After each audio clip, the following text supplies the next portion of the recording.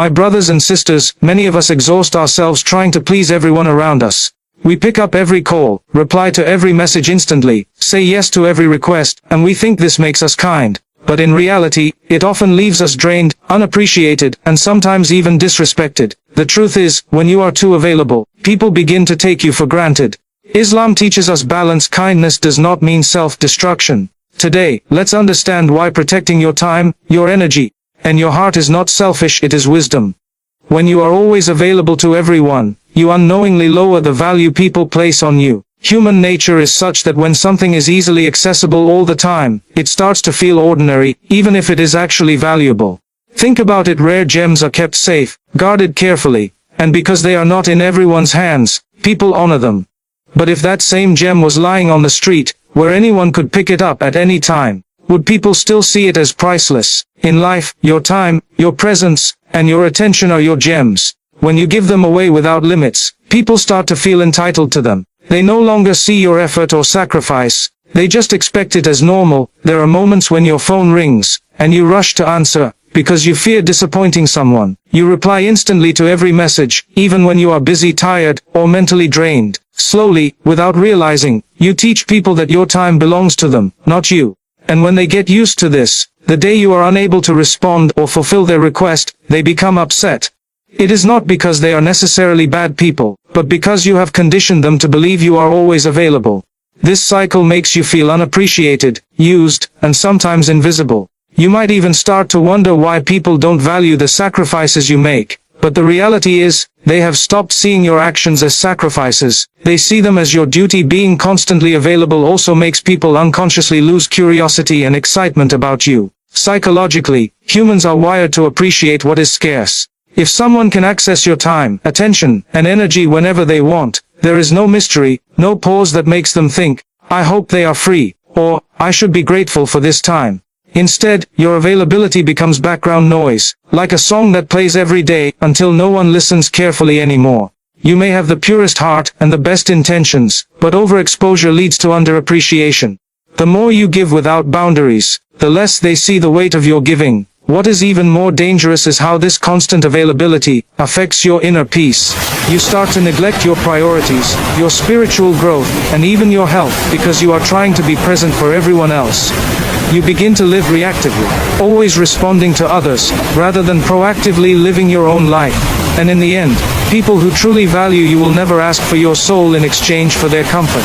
They will respect your boundaries and understand that you are a human being, not a 24/7 service. But those who have become accustomed to your endless availability will continue to take more, because that is the pattern you have set for them. Saying no is an act of self-respect, not arrogance. Many of us struggle with this simple word because we fear disappointing people, losing relationships, or being labeled as selfish. From a young age, we are taught that helping others is a virtue, and it truly is. Islam encourages kindness, generosity, and being there for others. But kindness without wisdom can become self-destruction. When you never say no, you are teaching the world that your time, your energy, and your priorities are less important than everyone else's. Over time, this does not make people respect you more. It often makes them see you as someone they can use without limits. Every time you say yes to something that you truly do not want to do or cannot handle, you are quietly saying no to yourself. You are saying no to your rest, no to your mental health, no to your personal growth, and sometimes even no to your obligations to Allah. Imagine being exhausted, drained, or overwhelmed, but still rushing to help someone, because you cannot bear the thought of upsetting them. In that moment, you are giving from an empty cup. You are stretching yourself thin for people who might not even realize the cost you are paying. And the painful truth is that the more you keep saying yes when you need to say no, the more people will expect it, and the less they will appreciate it. Saying no is a form of teaching people how to treat you. It sets a boundary that communicates, my time and energy are valuable, and I cannot give beyond what is healthy for me. A person who respects you will understand this. A person who only wants to take from you will be upset, but that reaction reveals the truth about their intentions. Protecting your own well-being is not arrogance, it is a responsibility. Your body, your mind, and your heart are an amanah, a trust from Allah. If you burn yourself out to please people, you are neglecting the very trust you have been given. When you learn to say no, something powerful happens inside you. You begin to feel lighter, freer, and more in control of your life. You stop living under the constant pressure of meeting everyone's expectations. You start living intentionally, giving your yes only to the things that truly matter. You also begin to notice a shift in the people around you. Those who truly care about you will start valuing your time more. They will come to you with respect rather than entitlement. And those who were only there to drain you may distance themselves, which is a blessing in disguise because it leaves space for better connections to enter your life. Saying no is an act of self-respect, not arrogance. Many people struggle with this simple word because deep down they fear rejection, disapproval, or being misunderstood. They think that refusing someone will make them look cold or selfish, but in reality, setting boundaries is an essential part of living a balanced life. If you are constantly saying yes to every request, every favor, and every demand placed upon you, you are silently saying no to yourself. You are saying no to your rest, your peace of mind, your personal goals, and sometimes even your obligations towards your own family and towards Allah. A life without boundaries may feel like kindness at first, but over time it becomes a prison you have built with your own hands. When you learn to say no, you are not closing the door on kindness, you are protecting it. Because kindness given under pressure, while your heart is heavy and your soul is tired, is not real kindness. It is a burden. When you give from a place of exhaustion, you start to feel resentful. Resentment is the silent poison that kills relationships. You begin to feel used, unappreciated, and invisible. And yet you still keep giving because you fear the consequences of saying no. The cycle continues until your own energy, your own dreams, and your own health are depleted. This is why self-respect is not arrogance. It is a shield that prevents you from burning out while trying to light the world for others. There is also a psychological truth here. People respect what has boundaries. Think of anything valuable, gold, diamonds, sacred places. They are not accessible to everyone at all times, and that is why they are honored. When you never say no, you make yourself too accessible, and people unconsciously begin to take you for granted. They stop seeing your effort as a gift and start seeing it as an obligation. But the moment you begin to say no, you retrain people on how to treat you. You teach them that your time and energy have worth, that your life has priorities, and that respect is a two-way street. Learning to say no also opens the door to intentional living. When you say no to what drains you, you create space to say yes to what truly matters. You can focus on your spiritual growth, your family, your health, and your personal development without the constant pressure of pleasing everyone. It is a shift that requires courage because some people will not like it. They may accuse you of changing, becoming distant, or acting superior. But in reality, you are simply protecting the life and energy that Allah entrusted to you. Saying no when you need to is not a rejection of others. It is an acceptance of your own value, and a reminder that your kindness should come from strength, not exhaustion. Overgiving often leads to silent resentment. At first, it may seem like giving endlessly makes you a better friend, sibling, spouse, or colleague. You convince yourself that the more you sacrifice, the more people will love and appreciate you. You take on their burdens, solve their problems, and show up even when you are exhausted. But deep down, a quiet storm begins to form. Each time your effort goes unnoticed, each time your sacrifice is taken as normal rather than special, a seed of resentment is planted in your heart. This resentment is rarely expressed out loud. Instead, it quietly eats away at your joy, leaving you drained and questioning why no one seems to care as much as you do. Silent resentment is dangerous because it builds up in the shadows of your generosity. You continue to say yes, even when you are tired because you fear that saying no will disappoint people or make you seem unkind. Yet, with every forced yes, your heart whispers, "What about me?" You start to notice the imbalance in your relationships. The favors are not returned, the efforts are not acknowledged, and the people you bend over backward for may even begin to expect your sacrifice as a given. Human nature works this way. The more something is freely given without boundaries, the less people value it. They begin to see your extra effort as your duty, rather than a gift. This cycle of overgiving and unspoken resentment can also impact your spiritual and emotional well-being. When you are constantly running to serve others, you often neglect your own needs, dreams, and even your connection with Allah. You tell yourself that helping people is noble, and it is, but doing it to the point of self-destruction is not what Islam teaches. A believer is encouraged to help others, but also to guard their heart from bitterness and to maintain justice in all things, including self-care. When you ignore your limits for too long, your heart starts to feel heavy. You may smile on the outside, but inside you feel unappreciated, overlooked, and sometimes even used. That is the silent pain of overgiving eventually. This unspoken resentment can spill over into your interactions. You may find yourself snapping at small things, avoiding calls or messages, or feeling secretly annoyed when someone needs your help. It is not because you are a bad person, but because your heart is crying out for balance. Resentment is your inner alarm telling you that your boundaries have been crossed too many times, often by your own choice to keep giving without pause. Breaking this cycle requires awareness and courage. It means recognizing that true generosity comes from a full heart, not an exhausted one. It means understanding that your value is not measured by how much you tolerate, or how much of yourself you give away for free. Your energy and time are trusts from Allah. Use them wisely. Every breath you take, every hour you live, and every ounce of energy you carry is not truly yours. It is an amana, a trust from the one who created you. Yet, many people treat their time as if it is unlimited and their energy as if it can never run out. How their warmth should be. They give themselves away to everyone and everything without considering that they will be held accountable for how they spent the blessings of life. When you allow everyone to access your time without boundaries, you are neglecting the trust that Allah has placed upon you.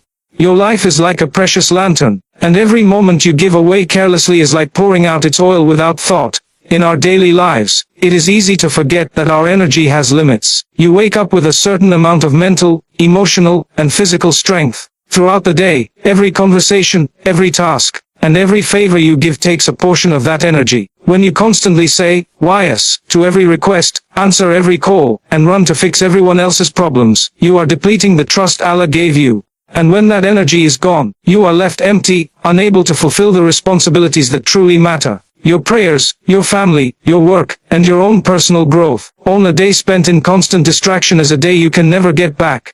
And the reality is that those who constantly drain your energy will not be there to refill it. Using your time and energy wisely does not mean you become cold or distant. It means you become intentional.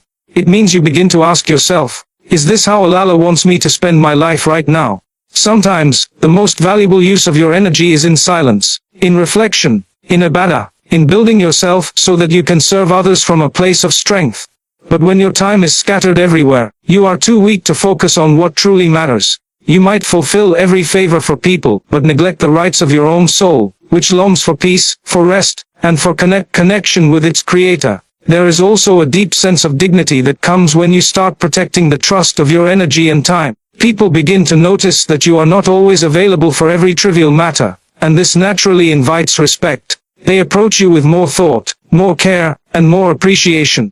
Even your acts of kindness begin to carry more weight, because they are given with intention, not out of pressure or habit. When you value the trust Allah has placed upon you, you learn that your time is life itself, and your energy is the light by which you live. That life distance creates appreciation, space invites respect. Human nature is wired to value what is not constantly in reach. When something is always present, always available, always ready at the first call, it begins to feel ordinary, even if it is extraordinary. Relationships are no different.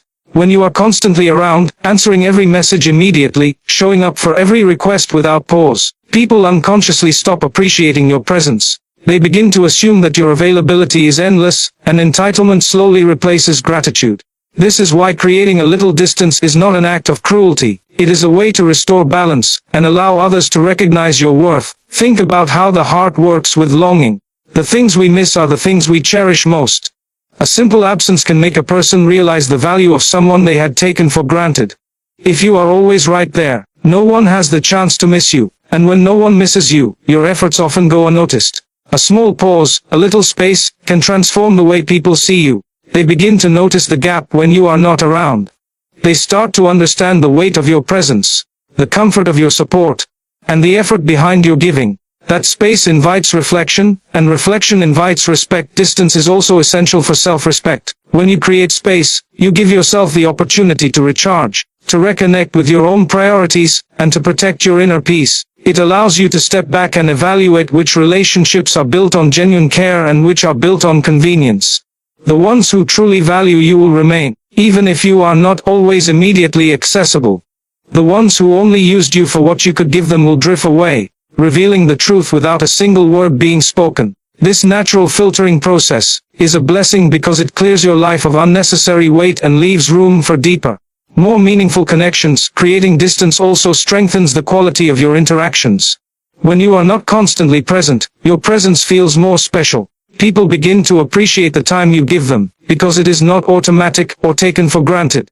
Even your words carry more impact because they are heard with attention rather than drowned in constant noise. Respect grows in the space between interactions, in the silence that makes the heart realize, this person is not always here for me, and I should value them when they are. Distance, when done with wisdom and not with bitterness, becomes a tool that protects your dignity, renews your energy, and silently teaches others that your presence is a privilege, not a guarantee. Protecting your peace allows you to serve others better. Many people think that constantly being available for everyone is a sign of kindness and selflessness, but in reality, it often leads to burnout, frustration, and emotional exhaustion. When your mind is overwhelmed, your heart is heavy, and your body is drained, you cannot truly give anyone your best. You might still show up physically, but your presence is empty because your peace has been sacrificed. Protecting your peace is not about being selfish or avoiding responsibility.